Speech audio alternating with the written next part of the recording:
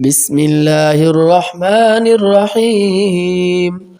قل أعوذ برب الفلق من شر ما خلق ومن شر غاسق إذا وقب ومن شر النفاثات في العقد ومن شر حاسد إذا حسد.